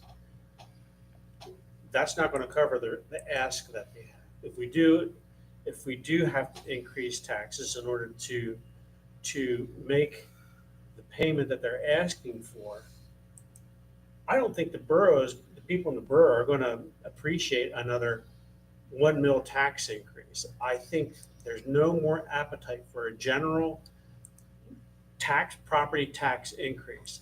I think that if it was isolated and called a fire tax, and it's seen as a fire tax without all the convoluted pie charts and millage of all the budget stuff, that doesn't make any sense. I think you'll have another revolt in your Yeah, and That's what I do think a fire tax would be better received than just a general, Absolutely. Yep. you know, It is. a general It's supposed tax to- increase. Yep. Plus, I mean, to be honest, and through the fire department, we're able to get certain credits through the county. I think it's $100, something like that during tax time. But you have to do a whole bunch of legwork to do it. And one of the things is you have to look up your assessment. I never looked up my assessment before. I had no idea where I was at. So I live on Ridge Avenue in a bi-level. My assessment is $120,000. So if you would put a 1 mil fire tax on me, that's $120 a year. I'm paying I'm paying $10 a month for fire service protection. I don't know about the rest of the public, but sign me up. That's kind of what I was thinking. Just the like, The as optics. a taxpayer, it doesn't hurt me to to write a check out knowing it's going to, like, okay, there's this portion is designated on there, it's going to our volunteer hometown fire company. It just doesn't hurt as bad as, oh, there's another tax increase. That's kind of, I mean, I think in some ways we're thinking the same thing, but at the level of funding that's required now, I just don't see us getting to the place of having a problem where we have too much funding coming in through the fire tax. I just see that as a remote possibility that, oh, the fire company comes and says, we have too much money from you. Can you throttle it back? I know other, I'm not even gonna get into this. We'll get into this another time. Yeah, I don't think we can go much farther than what we already discussed. No. I think the fire company would know in around October Mhm. where you stand. Yes. At that point, the budget is set. By mid, The large ticket items are set in the budget. Yep. For the most part. That would be a large ticket item. late October, it's pretty well set. To me, that's the best. That's the best answer. Late October, beginning of November. Okay. Thanks, Jerry. That, I mean, by that point, we will have Mhm. set our priorities. Okay. Yes, Frank. No, go ahead. No, you can answer my question. I just want to understand, I want to be clear. The new ladder truck will be a replacement or will be an addition? Replacement. Replacement. Yes. How old is the other ladder truck? Currently, it's the chassis is 15 years old, and the ladder is 13 years old. And like I said, by the time we get it replaced, then we're closer to. What's worn out that we decided that we need a new ladder truck? It's continuous maintenance, so there's a lot of things that we've had going on between generators and things like that. There's annual upkeep, and a lot of that upkeep is more substantial. We're having some rust issues, so a lot of it is nickel and dime, and it's costing us a lot of money to keep in service. I guess the public will look at it, it's not like a police car. You're using that every day. This is used, I don't know. Every day. I don't know how you put hours on a ladder truck. I don't know how you do that. I mean, we have an hour meter, and we have a mileage and all that kind of stuff. I wonder why some of this can't be replaced. In fact, like you said, generators, like replacing generators, replacing towers. I don't know how the engine is, but I was just curious as to why that there were. Right. Well, and it's twofold. I mean, obviously, there's money that we would be spending to get the repair done, but then there's also, it has to be out of service to get done. So we have rust issues right now. It'll be out of service for a week to get that rust repaired. So that's a week that the borough doesn't have a ladder truck, and that means a ladder truck from Mount Joy's coming, except for Matter Street. Okay, so when you order a new truck and get a new truck, what happens to this truck? So we would try to sell it. Current market value is about $100,000 to $125,000 if we sold it today. In 29, that number could go up, go down, or stay the same depending on the market. If trucks keep going up, maybe used trucks would go up as well, but I can't answer that. And they would not trade it. So they wouldn't do a trade-in per se. We would be selling it private to another fire department, or we could use what am I trying to say? Like a broker, so they could advertise it and they get a cut of it. But yeah, we would be selling it direct. And what is our current donation? It's 110,000. Total. Yes. And what are you asking for? You're asking for a dollar figure? 300. Is that for years or Yes. for how many years? In perpetuity. 5, he said. I jokingly said I would be back in 5 years, but I mean, that could be very real. Our fundraising and business at the club is driven on the economy. When the economy's down, we are down. When the economy's up, we're not doing so bad. When COVID happened, all of our investment accounts went to, not dollars, but the interest went to all but zero. We couldn't do any business. That's just money that we're taking out of savings and dumping into our expenses. So, I'm not sure what will happen. A lot of times when something like this and other issues come before council, grants always is popped up. Have you pursued any grants? Does council know of any grants? Yeah, so we're currently pursuing every grant that we can. A lot of those grants are dependent on, they only want to award certain things or certain amounts. Some of the grants are dependent on your annual spend. So a lot of grants, cap it at a $250,000 budget, and we exceed that, twice over. So we have been looking at all kinds of different grants. They're out there, and we've been applying for them. The problem is that we can't, well, there's certain rules. So throughout the state, some of those grants, you can't start your project until you're awarded the grant. So you can't even put a down payment, or you don't get that grant. And a lot of it too, Frank, is that we don't know if we're gonna get 5,000 in grants this year or 5 million in grants this year. It's all dependent on the rules, how many people put in for it, and what they want to award in the grant. So it's really a much larger roll of the dice than even our fundraising efforts. I'm sure that I had to ask anyway. Yes. On another note, I heard it said about donations on the phone and call on the phone.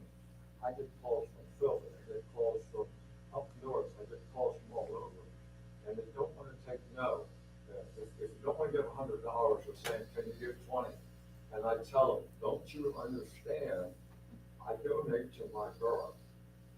Then finally they see the picture and they hang on. And I get them calls too, because I can do it. Yeah, Sharon. Thank you.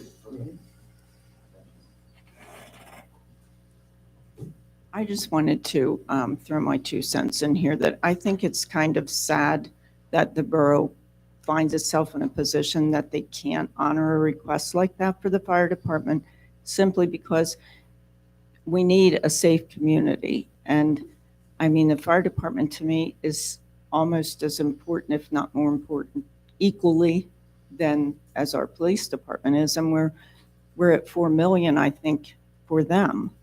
So I think this request certainly isn't out of line at all, but I don't understand how we got to this point where we would have to turn them down. And we just did have a 2 mil increase. So I just think it's sad that we don't have enough that we can just say, yes, we need a fire department. We're going to help them. Thank you. You can't say that with that when it's not in your budget. Well, but we got to this point. Why don't we have the money? What did we do? Where did we go wrong that we don't have that? I wouldn't say we don't have the money. What I would say is it's not in this year's budget. When next year's budget is created, it very well, and I'll probably say more than likely it will be in there. Well, and you did say You about just can't- selling, you just can't selling write a check land. Today for X amount of $1,000. You said about selling some property, but what happens then when you run out of property to sell? You're going to have to come up with it somewhere, so. So the largest point that I was trying to make on that was not to make a rash decision. Let's explore all our options. There's a lot of things that we could do. But by no means am I saying that the borough is not going to support our fire department. But- No, I didn't hear that. I didn't hear that. But what I heard was that you don't have the money right now. You said the capital fund is basically empty and, To write a check right now, it's not in the budget. There is not $300,000 sitting there that right now we can say, yes, we want to do this. Now, can we budget it this year for next year's budget? Absolutely. So that's why I was trying to see timeframe wise to give a realistic timeframe to where really can't make a good educated decision until we get through our budget this year and prepare for next year. okay. I liked your idea about the money being used from capital if you do sell property to help them get a truck. I think thought that those are made options sense. that could be explored. Yeah. I don't know the legality of those, Yeah. because there is a big difference between, capital and general fund. Mhm. So, but that's something we could certainly explore and maybe even do two things. There could be a lot of different things that could be done. Okay, thank you. Any other comments on that? All right. Next, now it's the Kelly Murphy Show. Thank you. With final review of ordinance 961 food trucks. Yeah, it's as presented in the packet, and I'm sure Paul can answer any questions as well. This is something that was worked on over a course of many months to try to get this finalized. I'd asked at our last meeting if we could get this to council, because it was basically 95% done. If we could just get any loose ends tied up and send it to council. So basically, as you see it presented is what we intend to look to the next meeting, hopefully to put on the next agenda, to have it, advertised for public, for, making a legal ordinance in the borough. So if there any questions or comments on anything that is within the ordinance, I'd appreciate comments from council, mayor, anybody has any for the ordinance. Paul, was there anything you wanted to add on it? But it's very needed because obviously we have a lot of food trucks and different events. We have the car show, we have the Halloween parade, events like that, and we just can't have these people just coming in and just, doing as they please. So now that it's summer and, I just had them coming around day and it made me think of that. So this would cover like Mr. Softy too, Yes, like driving through. Yep. yeah, he just started coming around. Yeah. I haven't seen him in 2 years, and then there he was. I was just. I worry too. Yeah, there's a lot of work that went into this. I think And- you did a good job. Yeah, the application, and Paul has the application, if needed, if you need to see that as well. So So, there is an application process they'll have to go through with the borough, and they'll have to prove their licensing with the state, with PDA and that, so. That's a very important fact. did Evan review this one yet? No. No.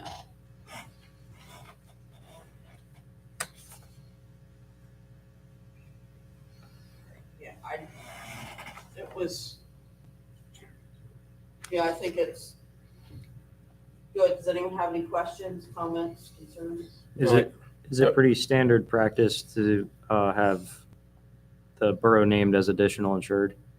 Yes, absolutely. Yep. Like I say, this is something we did without, taking it through Evan.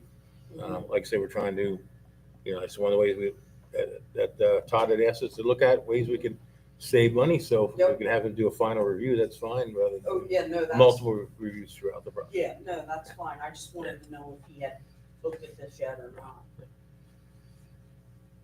should we have him do a review before we authorize to advertise or after? Yeah, I think Before. we do it before, just have them skim, Skim do through it. do a review of it. We had authorized to advertise a few a while ago. Yes. And I did send him an email questioning, it would have been for the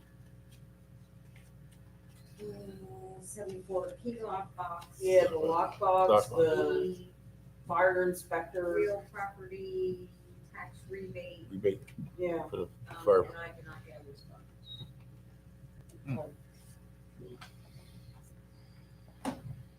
We're trying to move these things forward, like I Yep. said, that's one All right, of our goals. so we're good on that one? All right, next is the final review of ordinance chapter 166 rental property, which contains in part moving items from chapter 112. Again, I didn't see this had been assigned an ordinance number, is that correct? That is correct. again, this was a lot of work over a lot of meetings, a lot of months. This has been going on for at least, February at least, probably even last year even already. So, Here we have 25, this is 116, 21. no, for you. So, yeah, basically, we took the things out of 166 that should have been in 112 and moved the things from 112 into 166 and trying to make things a lot more fluid, a lot more easy to follow. Sometimes, especially for, not just for ourselves, but for the, people that are moving into town, investors that want to invest in a property, or people that want to buy a home, try to make things a lot more, understandable, shall we say. Billy, I wanted to make you aware of a situation that Steve, Paul, and I were party to. We went over to a disruptive conduct eviction process at the magistrate's office. This was about 3 months back. And there was an issue with the paperwork that was filed by the owner of the property, okay? Which ultimately resulted in the case being thrown out at the district magistrate's level. So I was wondering if there was something, and maybe this is a discussion, for Evan, if there's something, some additional language that should be added that gives us some sort of protection in the event the landlord fails to properly file the paperwork. Almost like it needs to be adjudicated at the magistrate's office. I don't know, do the two of you have anything to add on that? I don't think we have anything in that addresses that right now. Paul, if you see that as an issue though? It's Well, sort of a that's- loophole. Right, and I think that was a standalone situation. That is the first that I'm aware of that has happened. And I think it was because of, now I'm referencing the owner, not knowing. But here's the issue. We have no recourse at that point in time, and we would have had to start it at the beginning. At the beginning. All over again. That's All over correct. again. That's correct. Right. And that's an issue. Can you say it's? Sure. So we went to an eviction hearing, and the landlord or property manager failed to file the appropriate paperwork in a timely manner. So the judge threw out the 3 disruptive conducts. Why Which did it go to an eviction hearing? Because the Three strikes. renter Three has, strikes. 3 strikes? yeah, has a No, no, free. no. The renter had 3 strikes. Correct. Then it's incumbent on the property owner to evict that person. Right, but if the individual fails to vacate the property, then that's the only recourse that the landlord has. Yeah, Is to go to the I can magistrate's say office, right. it's an added step. It's not something that's going to, that the borough has to go to every eviction hearing. No, that is true, but in this case, like I said, it's sort of like a loophole. If the paperwork isn't filed properly, we lose everything. We have to start at the beginning again. You have to start all the way back at Yes, that is zero. correct. Well, at that point, the landlord should have been told, you don't have a rental a rental license anymore. But I'm not sure that's what the code says, and that's what I'm trying to bring up here this evening.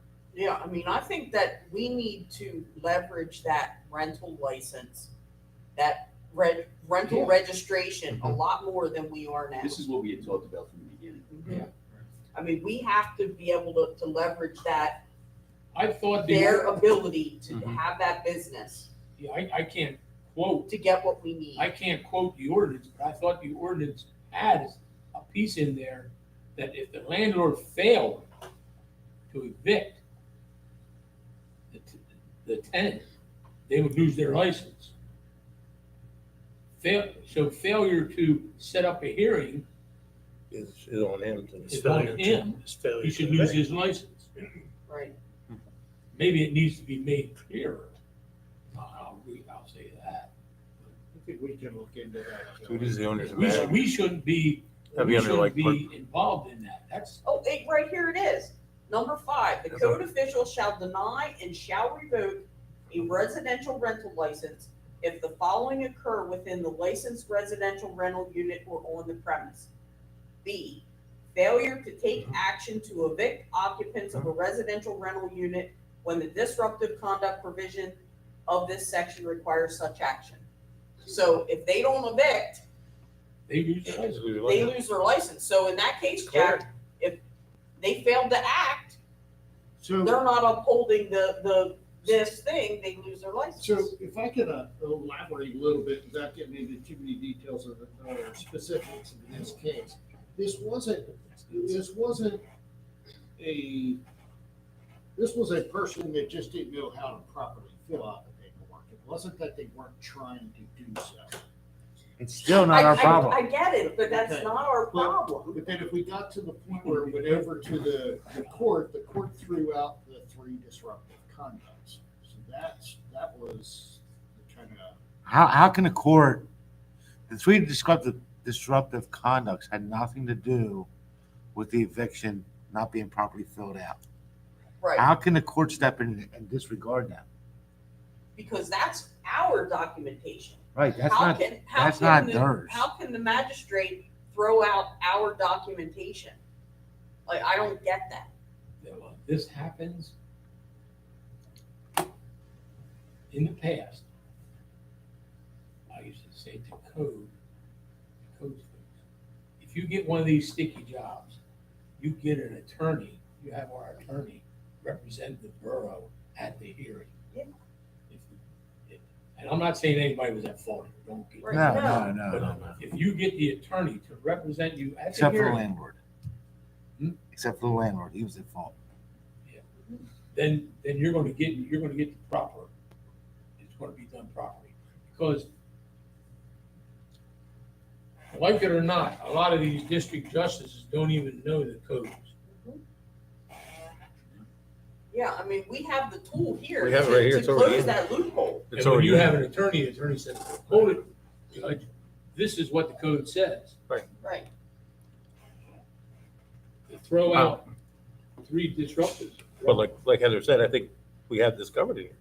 Like I said, on We have it page, covered, we just have to we have utilize to it. utilize it. It's under page 12, item 5. I think maybe just as a safety net, we should have a discussion with them. Yeah. Just to make sure. Yeah, I'll go through everything's it. done. Yep. Yeah. Yeah, he's gonna have to review this too. Yes. We had problems in the past that whenever there was a change in the our code books, our hard code books, they didn't even bring their code books in to have them updated. I just walked him over a Bible the other day, so he has everything that we have. But you gotta walk it over, you gotta make sure they get it in their book. And I went over today and made sure that he had it. Thank you. I printed it right off, so he has everything that we have up to date. And think about Well, it, you know, they don't. we are behind on our codification. Yeah. We're way behind on our codification, You know, so, and you gotta remember, in their defense, you gotta remember, they don't know everything No. that you enact. no, they You don't. gotta take it to them. Mhm. So I advocated for a lot more punishment towards landlords. Mhm. I don't see it in here. So I'm still disappointed with the update. That's just what I'll say. The only question I had, Kelly, for both D and E, Mhm. you had mentioned in the other, that there was no ordinance number assigned to these. Right. Are there going to be ordinance numbers assigned to them, or are you considering these de minimis No. changes? No, they're not the minute. You're going to sign them, Yeah. okay, because I didn't see a sign sheet. No, it's not in the. So it hasn't been Okay. formatted. It hasn't been formatted, Hasn't no. been formatted. No. yet to an ordinance. No. You know, when it does, please make sure that it's all the same. Yeah. font, Well, font, Yeah, and there's size. some numbering issues too, but I'm sorry, that is like a huge, that is a major pet Yeah, I peeve. got looked at that one. yeah. I think sometimes the numbering is a little off Not too. just the font, but the size too, when it's like different sizes. It was easier to read. Eric, you're saying you wanted more teeth as far as the landlords themselves. So I'm looking, exactly what you see here that you think we missed. That's all I'm asking, basically.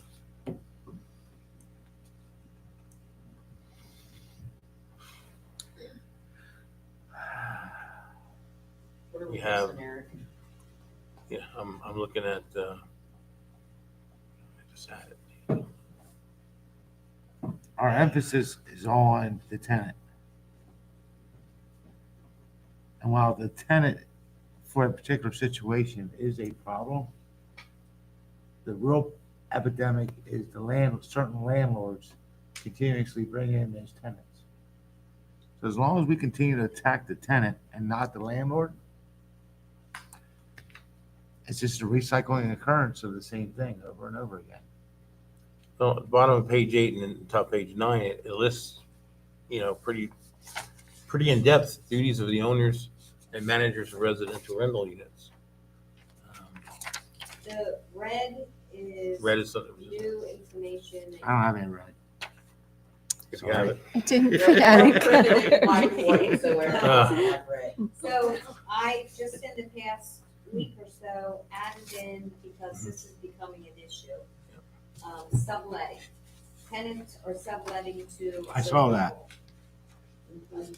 Well, is it in red? Yes. On the computer it is. Okay. Okay. I'll just use the computer. 9 and 10, right? I thought we were going to give a definition of a slumlord in here. That's what I advocated. Yeah, so that we can have more teeth. I mean, I think what Eric was looking for was the teeth for the ones that are considered slumlords.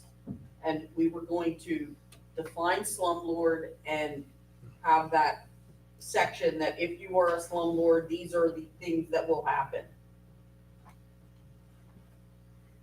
Is that what you were talking about? Yeah. Okay, I'm sorry. I mean, We can work on that. I mean, I think we even gave a definition for slumlord. yeah, I think we did. If you want to send it.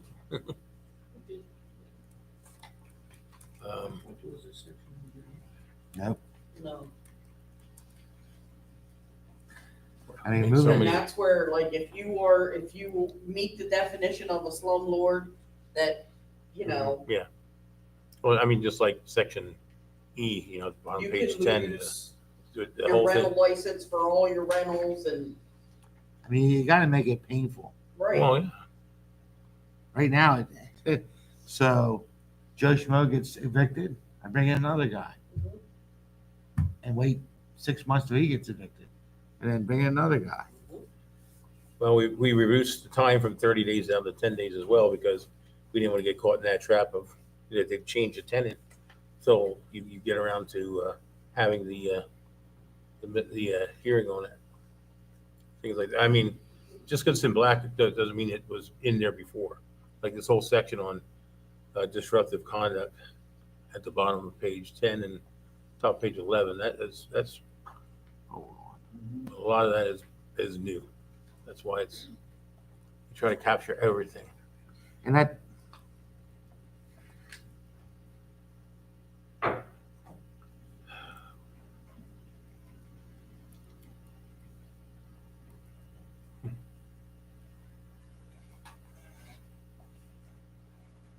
We want to add a definition.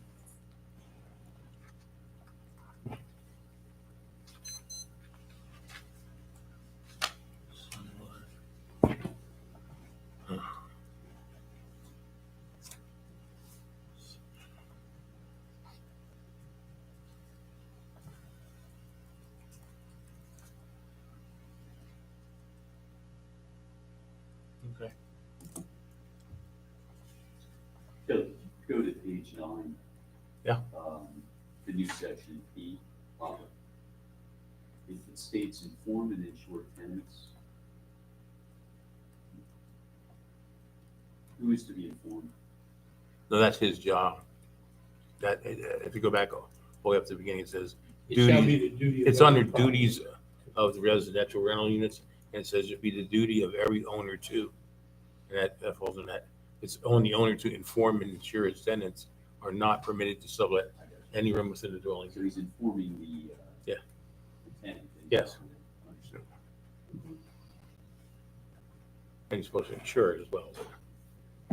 That's Anything else on this one?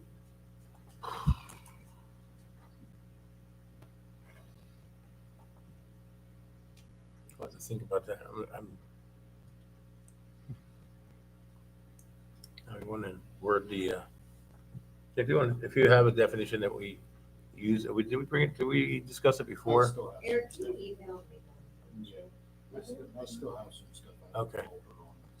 I'm Yeah. just looking at You where, know, basically what section we fit that spelling in. out what would make them a slumlord in terms of number of violations over, across Mhm. all their properties and Multiple properties. Yeah. Okay. unpaid quick tickets, unpaid notice of violations, like those kinds of things. One of our landlords 2 years ago had 30 violations for not registering on time. I think it was. But currently, under our ordinances, that's 30 individual offenses. And my point is, if you're gonna run a company like that, then you should be nailed for all your Every- properties, not just each Right, if you have 30 individual property. properties and then it's 500, then it comes out to $15,000. But I think, And if you're gonna do that in the borough, then you lose them all. Right. Make it painful. And here's the thing, fines don't matter, because if I get fined, whether it's a $30 quick ticket or a $500 improvement fine, that's going to my tenant. Yep. I'm not paying for it. That's just how landlords work. But if I lose my license, I have no tenants. I have no tenants, I have no way to generate income. And that does hurt. You got to make it painful on the landlords. That's the only way you're gonna clean up this problem in Columbia. If it becomes to a point where it's not worth being a landlord in Columbia, then you'll have either good landlords or no landlords. But our goal in our comp plan is increase residency homeownership, and our goal should be in council to make a safe living place for everybody, whether you're an owner or a tenant. I mean, and also in the comp plan, it's spelled out, if you- improving the housing stock. if you We're look, not gonna improve the housing stock if we if you look allow under, substandard. if you look under page 12, Page 12. page Hold on. 12 says residential rental unit licensing, okay? And if you go down to just item under 3, and then it's actually 5, skip 4, but if you read, the code official shall deny, shall revoke a residential rental license if the owner does not provide the name, address, and phone number of a manager, it goes on and on there. And then the next section says, the code official shall deny and shall revoke a residential rental license if the following occur within the license, residential unit or on premises. Failure to abate any violations, failure to take action to evict occupancy, occurrence of three violations of this section, and or other borough codes or ordinances that apply. So, I mean, I just want to make sure everybody did read through this and thoroughly understand it. I hear what you're saying, but some of the things you're asking for, we did put in.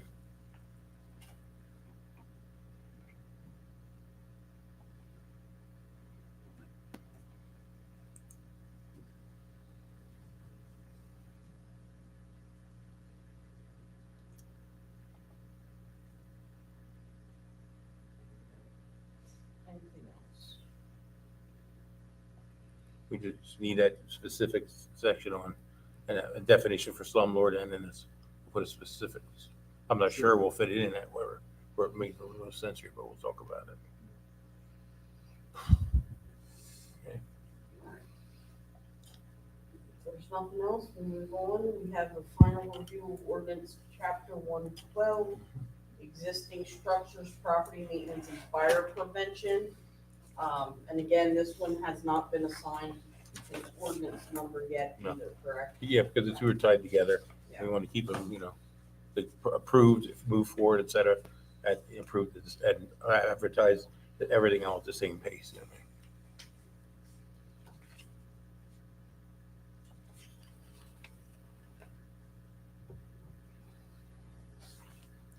This is much more, I say generic because it just, Yeah. it's more like the duties of the codes department. Yeah.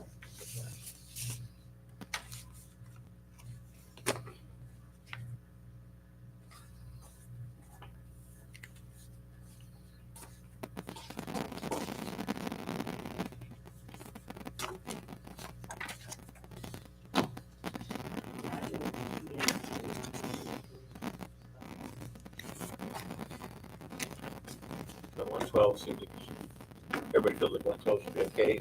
And formatting aside. Yeah. The verbiage is okay, and we'll just work on 166. Anyone else have any thoughts on the twelve?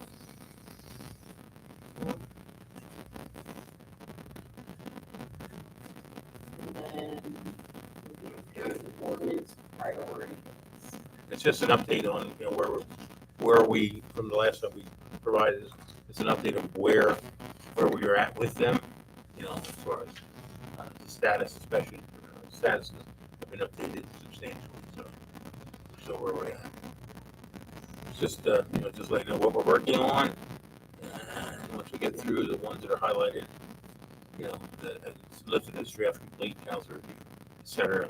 Once we get those to the point where they're moving forward, we can work with something else. I thought that chapter 24, I thought that was already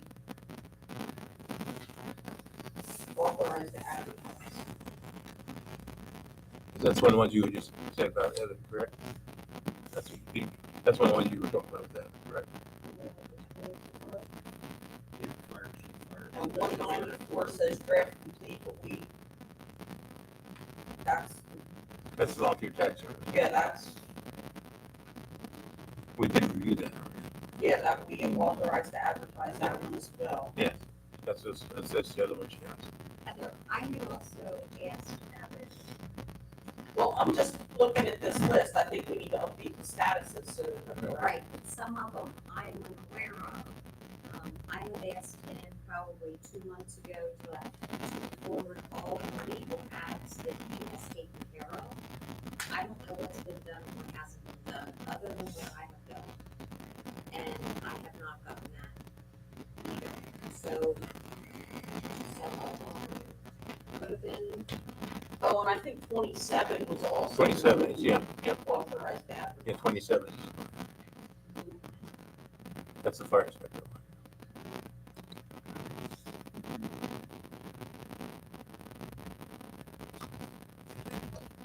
We'll change those three. Any other questions? Or council comments? Councilperson Stahl? Thanks. Councilperson Whitfield? I had something, but maybe it'll come back to me later. Councilperson Easy? Councilperson Jefferson? For Steve or the chief, how's the senior parking permit going? As a matter of fact, we just talked about that before, and to date, we have had 64 applications Oh, wow. given out, so, yes.